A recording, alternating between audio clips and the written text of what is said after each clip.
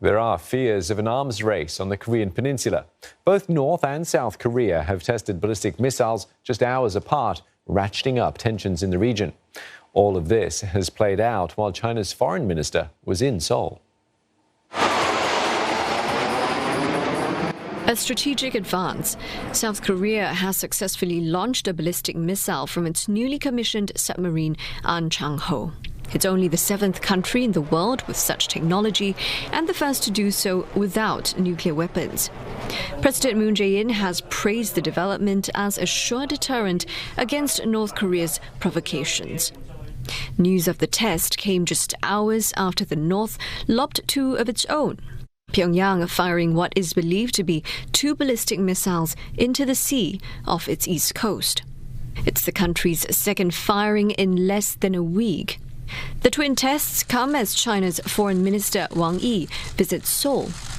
Speaking before the launches, Wang Yi had this to say about the Korean peace process.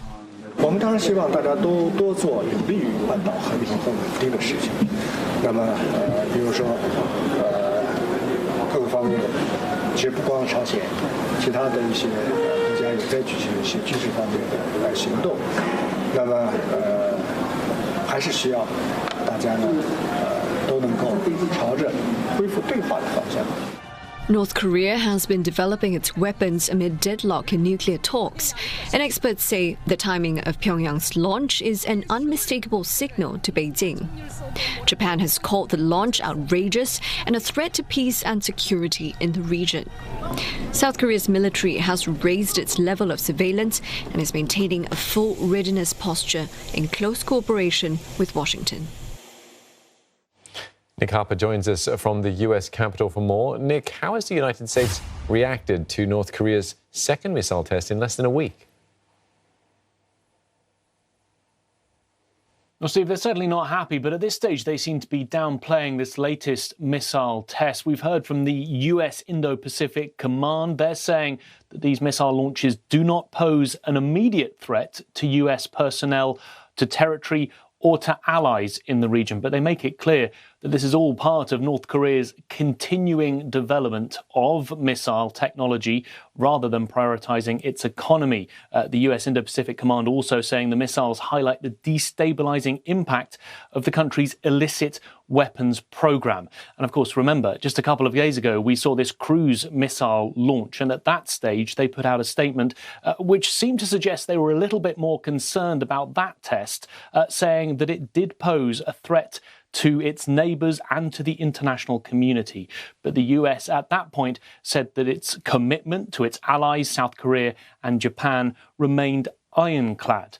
So the US, I guess, is watching this one very closely. The timing is interesting, as we heard with the Chinese and South Korean meeting taking place in Seoul. We've also got a meeting taking place in Tokyo between the US, South Korea and Japan's envoys to the region. So that timing is perhaps not surprising, a show of force from North Korea while those meetings are taking place. But at this stage, the US is monitoring it without, it seems, getting too concerned about it. Well, will these tests impact any chance of further denuclearization talks? We know the US is quite keen on those. Yeah, absolutely. I mean, they are pushing for meetings to take place. Since the Biden administration came in, it doesn't seem to be a huge priority considering domestic issues with COVID-19, but it is something that's still bubbling away in the background. That US envoy to the region, Sung Kim, has spoken within the last few weeks, saying that he hopes to resume dialogue with North Korea as soon as possible. And in those meetings taking place at the moment in Tokyo, he has reiterated that the US bears no hostile intent towards North Korea, really trying to soothe those tensions and get dialogue back on track. But that has stalled, and it does seem difficult to get everyone back around the negotiating table. The US wants it to happen. They want denuclearization to happen. They're not at this stage suggesting that it would automatically come with sanctions relief, something that Pyongyang would like to happen. It just seems to be this continued slow grind, really trying to push to get dialogue to resume. All right, many thanks for that. Nick Harper speaking to us from Washington, D.C.